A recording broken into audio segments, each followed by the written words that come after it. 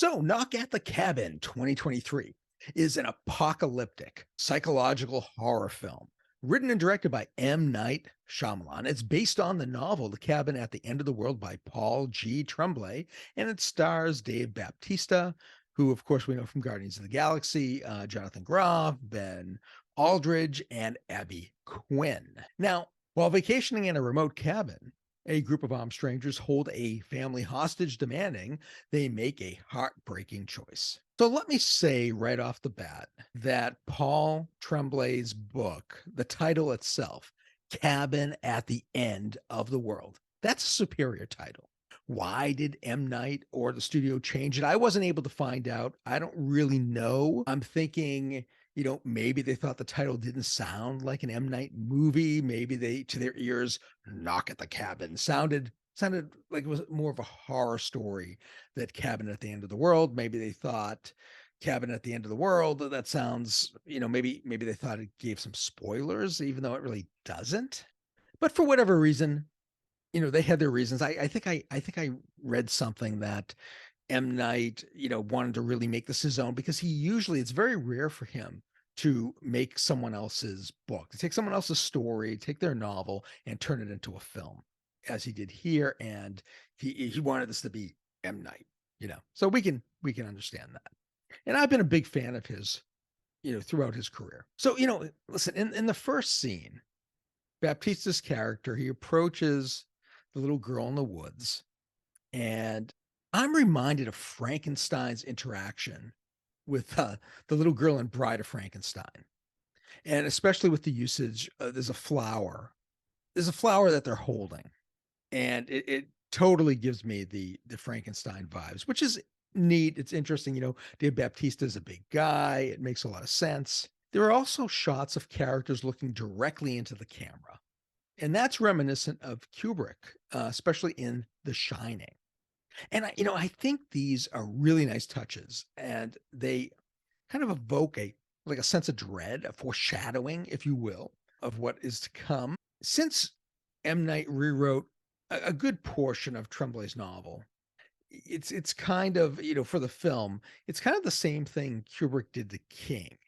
And so I think I think it makes sense. I think it makes sense that M. Night would use some of the same imagery from The Shining, or at least some of the same camera techniques.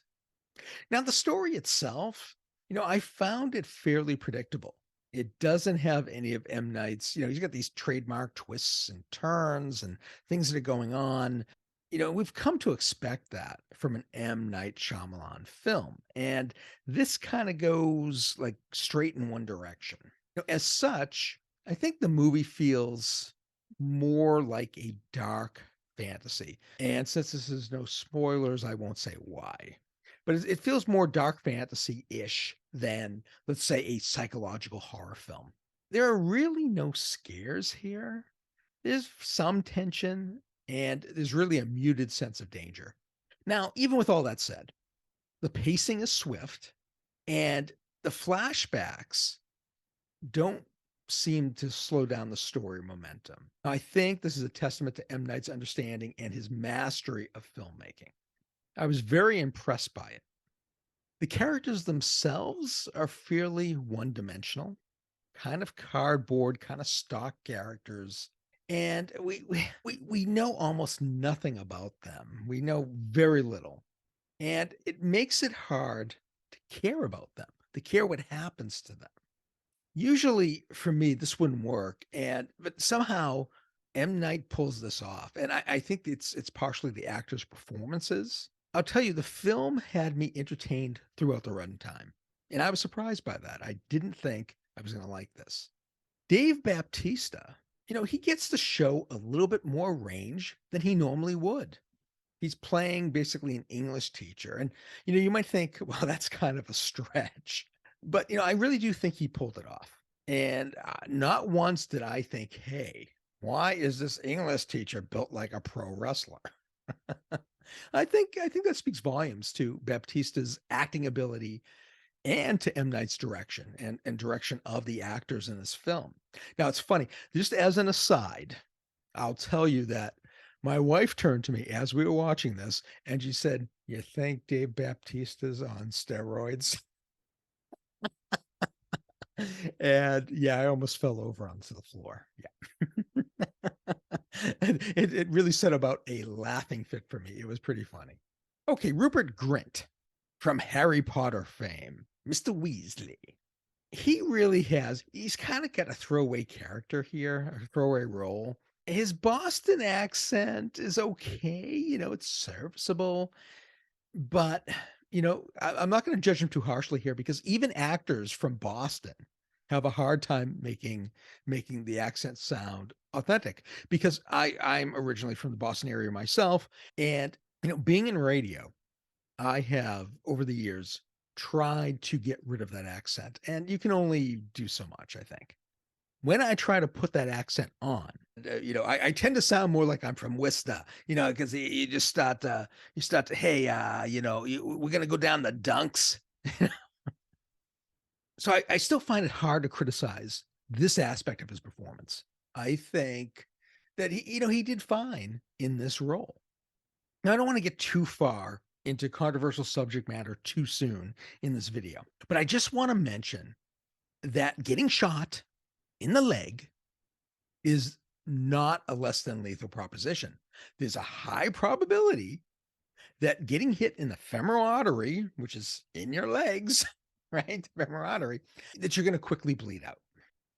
Now, this is a Hollywood convention. It works plot-wise in movies like Lethal Weapon, but that always bothers me. I've been a big fan of M. Night since The Sixth Sense, but I wasn't thrilled with the movie that came out like a year or two ago, Old.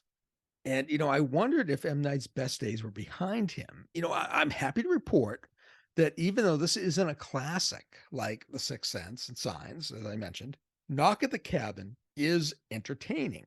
It might be somewhat forgettable, but I found it entertaining enough. It's not a movie that I would want to sit through more than once. Audiences gave this movie a C, right? Of, ABC type. They gave it a C. I have a hard time giving this film a C. I think despite its flaws, I think I would rate it a B because it kept me engaged throughout the film. So I think it's definitely worth checking out, especially if you have Peacock, if you have it available and you can watch it. Now, let me give you story doctoring. If M. Night gave more of a focus on ambiguity, it would have made the story creepier. And I think it would have made it more thoughtful. I also think that it would have been a good idea to expand and define all the characters' story arcs. And that would create a deeper backstory. That would have really been welcome. Knock at the Cabin is streaming on Peacock. I give it 4 out of 5 stars. So, what do you think? What do you think about this movie? Did you like it? Did you think it was meh? Let me know in the comments. And feel free to like, subscribe, turn on the notification bell, do all of that good stuff, and become part of this community. And I'll keep making videos. And you can join my martial art community too, if you'd like to, if that's something that you're interested in. Love to have you there as well. I'm Dave North Martino for Martino Movie Reviews. Full reviews are up at our website.